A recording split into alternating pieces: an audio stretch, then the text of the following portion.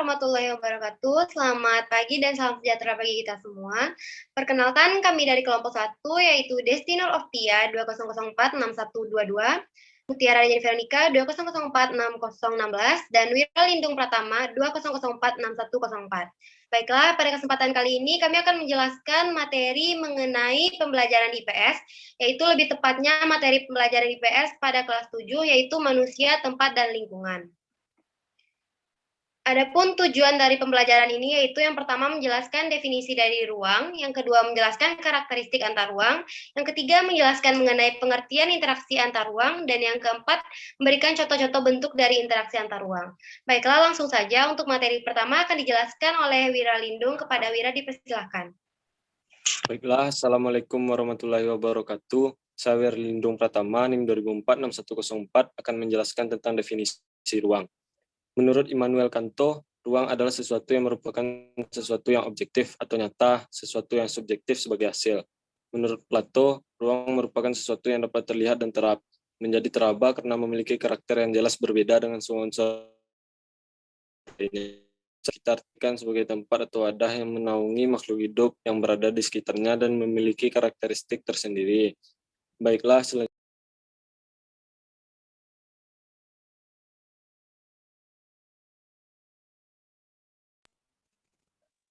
selanjutnya akan dijelaskan oleh Desti.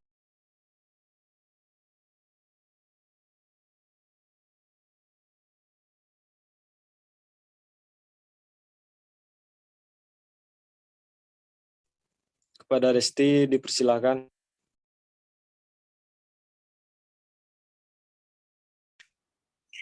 Karakteristik antar ruang. Setiap ruang di permukaan bumi memiliki ciri khas atau karakteristik masing-masing yang dapat membedakannya dengan ruang yang lain. Perbedaan ini meliputi tanah, iklim, batuan, penyusun, tumbuhan, dan lainnya. Karakteristik yang berinteraksi antar ruang satu sama lainnya. Setiap orang tidak dapat hanya memanfaatkan satu ruang untuk hidup, namun mereka memanfaatkan berbagai ruang untuk menunjang kehidupannya. Karakteristik antar ruang yang saling berbeda dipengaruhi oleh banyaknya faktor, contohnya batuan penyusun di suatu tempat dapat ditemukan di tempat lainnya. Namun, faktor lain seperti iklim, tumbuhan yang ada di kedua tempat ini tentunya berbeda.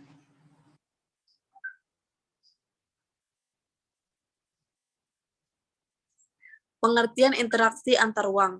Interaksi antar ruang dapat diartikan sebagai suatu cara pengelolaan ruang-ruang berdasarkan potensi, juga permasalahan yang ada di dalamnya, dan keterkaitan suatu ruang dengan ruang-ruang di sekitarnya. Secara lebih sederhana, interaksi yang disebut juga sebagai hubungan timbal balik yang dibentuk antara ruang yang satu dengan ruang yang lainnya, baik dalam pergerakan orang, barang, maupun informasi. Selanjutnya akan dijelaskan oleh Mutiara. Pada Mutiara dipersilahkan. Baik, di sini saya akan menjelaskan mengenai bentuk-bentuk interaksi antar ruang. Nah, adapun bentuk-bentuk interaksi antar ruang yaitu berupa pergerakan. Yang pertama, pergerakan orang. Pergerakan orang ini lazim dalam kehidupan sehari-hari kita kenal sebagai seperti mobilitas penduduk. Misalnya yaitu adanya transmigrasi, urbanisasi, emigrasi, dan lainnya. Yang kedua yaitu pergerakan barang. Pergerakan barang ini dalam kehidupan sehari-hari kita kenal dengan istilah transportasi. Dan yang ketiga yaitu adanya bentuk pergerakan informasi. Dan pergerakan informasi ini kita kenal dengan istilah komunikasi. Selanjutnya saya akan menjelaskan interaksi antar ruang dapat terbentuk dalam kondisi. Yang pertama yaitu saling melengkapi. Contohnya yaitu masyarakat yang tinggal di daerah pegunungan dan daerah pantai akan membentuk suatu hubungan atau interaksi antara keduanya, yaitu salah satunya berupa interaksi dalam bentuk perdagangan. Hal ini disebabkan oleh karakteristik wilayah dan potensi ruang yang berbeda antara keduanya, sehingga untuk memenuhi kebutuhan, maka mereka berdua akan menjalin komunikasi dan interaksi, dan tentunya hal ini salah satunya dapat dilakukan melalui proses perdagangan. Yang kedua yaitu ada yang namanya kesempatan antara. Nah, dapat kita lihat pada gambar yang telah kami tampilkan, ada wilayah A mengalami dan mengalami minus ikan atau kekurangan ikan, dan sedangkan wilayah B mengalami surplus ikan, sayur. C mengalami surplus ikan dan minus sayuran. Nah, dapat kita lihat antara wilayah A, B, dan C, interaksi yang terbentuk antara wilayah A dan C lebih kuat dibandingkan interaksi antara wilayah A dan B.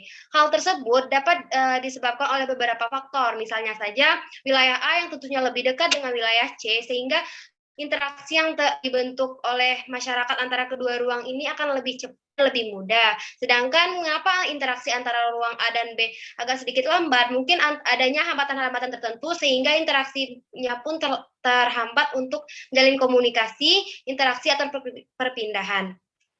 Yang ketiga yaitu ada yang namanya kemudahan transfer dan biaya yang diperlukan sangat bergantung pada ketersediaan infrastruktur yang dalam hal ini yaitu sarana dan prasarana yang menghubungkan daerah asal dengan daerah tujuan. Misalnya jalan yang rusak dan sulit dilewati serta biaya yang mahal daripada keuntungan yang diperoleh akan mengurangi interaksi yang terbentuk antara kedua ruang ini. Baiklah, sekian pemaparan materi kami mengenai